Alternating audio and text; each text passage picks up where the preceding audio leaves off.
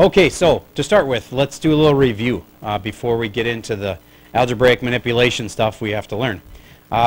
This is just about a rational function. Rational means fraction. You see how this is a big fraction? And rational functions, if you got something on the top and something on the bottom, it cancels. A lot of times people get trained to look for like this and this canceling kind of thing. But I don't have any parentheses that cancel, but what about those x's? Do they cancel? Yes, and they create a hole also. And where is the hole at? 0. They're at a spot where x equals 0. So the hole here would be at x is 0, but then what's y? A hole is always made up of two spots, right? The x is 0.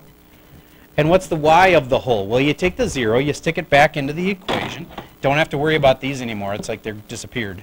So I stick a 0 in here and here and here, and I'd have negative 2 over negative 4 times 2. Negative 0 squared is 0 plus 1 is 1, so that's negative 4. So there we go, 0 comma 1/2. That's where the hole would be. Did you follow what I was doing there? I found the hole because it canceled, then I went back, stuck that into the equation to get the y of it. And once I have the y of it, I got the hole.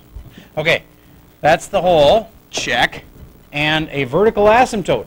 The vertical asymptotes come from the denominator. They're this stuff down here.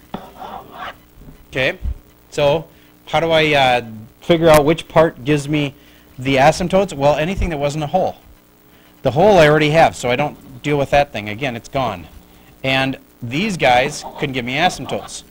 That one's easy, x equals 4. So a vertical asymptote at x equals 4. And the other vertical is this one, but I can't make this part right here. I can't make that equal 0. So remember that that does not cause an asymptote then. So the only asymptote is this part at x equals 4. And last thought is, remember, the point of this whole rational function thing, a lot of it boils down to this. You can't let the denominator be 0. Remember that. That's going to come back in a minute. You don't want the denominator to be 0. This part can't be 0. You don't want that to be 0 either. In that case, that makes it a hole. Okay, so don't let the denominator be 0.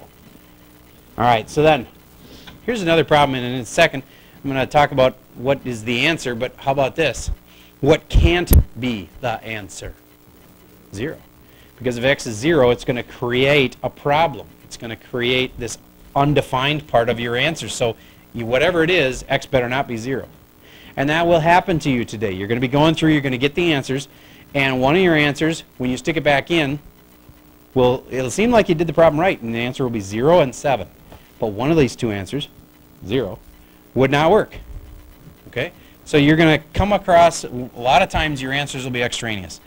So beware, especially on this test. You know, when we take the test, and you go through all the work to solve this long, complicated algebra problem, you get the answers 7 and 5.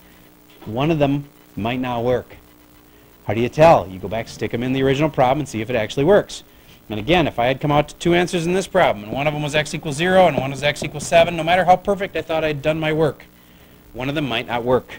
This one wouldn't, because you couldn't put it in there. It would make the denominator 0. All right, so back to, how do you solve this kind of a problem? It's really pretty simple if you remember how to clear fractions. How can I get rid of that x? Times everything by x. So this becomes x times that, x times this, and x times that. And this becomes x squared, and this part right here, x cancels the x, it's just 3. And that part there's 4x. And now if I move it all to one side, x squared minus 4x plus 3 equals 0. Doesn't that sort of look like a quadratic you've solved like 10 times in this class? Quadratics are so huge in this class, we just keep solving them over and over and over again. A lot of times you get through this hard problem and you come up with a quadratic. And then the quadratic, you just have to graph it, piece of cake.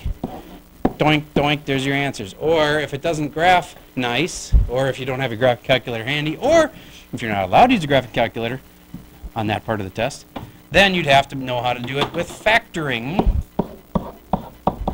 or with quadratic formula. This one factors. So I'd have x and plus 3. No, I'm wrong. A 3 and a 1, at least I know that. And they're both negative. All right, so then what are my answers? X equals 3 and x equals 1. And I should go back and check them. Does 3 actually work? Does 1 actually work? Well, if I put in 3, 3 plus 3 over 3, oh wait, there's not, I'm sorry, that x isn't there, sorry. Okay, 3 plus 3 over 3, is that equal to 4? Yeah, so 3 works.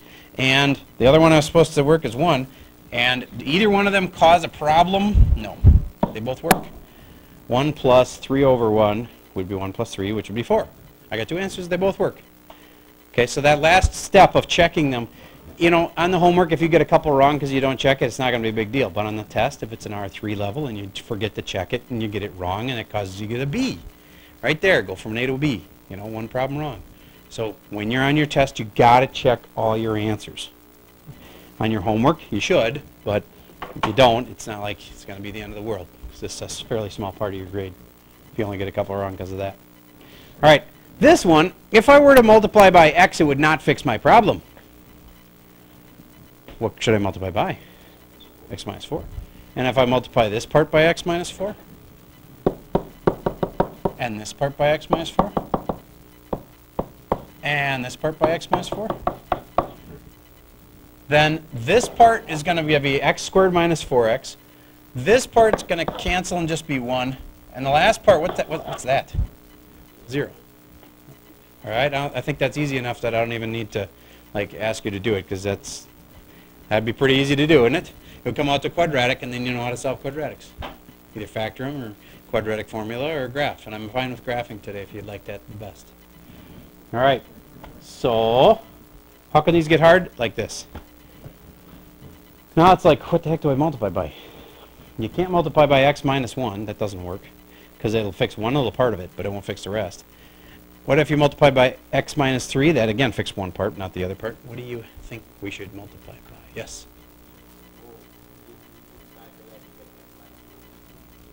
If you factor this and you get x minus 1 and x minus 3, then you multiply everything by that. You are correct. So I'm going to multiply by x minus 1 and x minus 3. And multiply here by x minus 1. I'm going to split them up and x minus 3. And I multiply here by x minus 1 and x minus 3. And then, watch what answers. What answers? What was that? I think I'm having a stroke. That and that cancel. I think it was answer and cancel. That's what it was, ansel. All right, anyway. And then that and that cancel. And I have, ooh, that's kind of ugly in there. It's 2x times x, 2x squared. 2x times the negative 3 makes negative, negative 6x. And then that cancels that, and then I have 1 times x minus 1, which is just x minus 1. Equals 2. Okay. So the point here is that even if they get ugly, you need to multiply by the biggest, it's the least common multiple is actually what we want to do. It's the thing that it multiplies to. This times this makes that, and that's what you want to multiply by on everything. And again, your answer just comes out to a quadratic. Set it equal to 0. Solve it with any method you want. All right, so this one. I know you get that if you multiply by x, it won't fix it. It won't work if you multiply by x plus 2. So if this here is a combination of the two of them, then that's the thing you should multiply by. But if you go through and multiply by x squared plus 2x on each one, it'll be really messy because it'll be really hard to cancel stuff. So instead, you multiply through by x times x plus 2 on each part. I know you can see what cancels here. If you want to try to do this in your head, go ahead. But I'd like you to do this problem. Show as much work as you need to be able to figure it out. And don't just sit there and stare at the board and say you're trying to figure it out. Write little parts of it down as you do each part.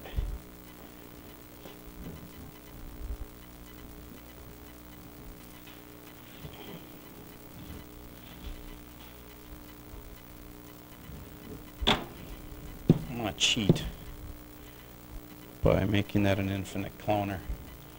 That way I can just go times there and times there. And don't forget to times it over there. But 0 times anything is pretty much 0. So JJ, tell me what you wrote for the first part. You are correct, and what is that? Yep. Very good. And then this part right here, somebody else. Let's go over here, front row, Mr. Hockey.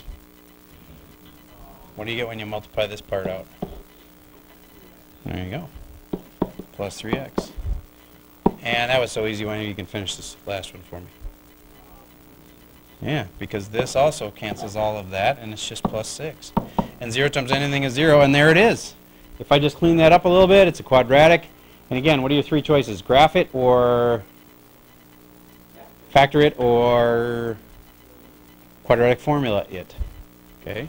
I'd like you to write the skeleton of the quadratic formula, please, while I finish cleaning this up. You write the skeleton, as in negative b plus or minus the square root of b squared minus 4ac all over 2a. You leave empty spots, and then you fill in your skeleton with the right thing. Go ahead and write this, because I'm going to ask you to, once I figure out what the equation is, I'm going to ask you to use the quadratic formula on this one. X squared minus, or plus 2x. And the minus 6 and the plus 6 are gone. Oh, wait a minute. There would have been a way easier way to do this, but that's okay. We'll still use the quadratic formula on this, because this is 0. Factoring would have been way easier on this one, but we can still do it. I just want you to see that we can still do this with the quadratic formula. So what's b? 2. What's a? A is the lead. It's 1. And what's c? Careful on this one. If there is no c, then c must be 0. Okay, so final, negative 2 plus or minus the square root of, see all of this part right here becomes 0. So it's just going to be the square root of 2 squared, which would be 2, all over 2. And that'll simplify down nice. Negative 2 plus 2 over 2, and negative 2 minus 2 over 2. And this one is 0, and this one is negative 4 over 2, which is negative 2. 0 and negative 2.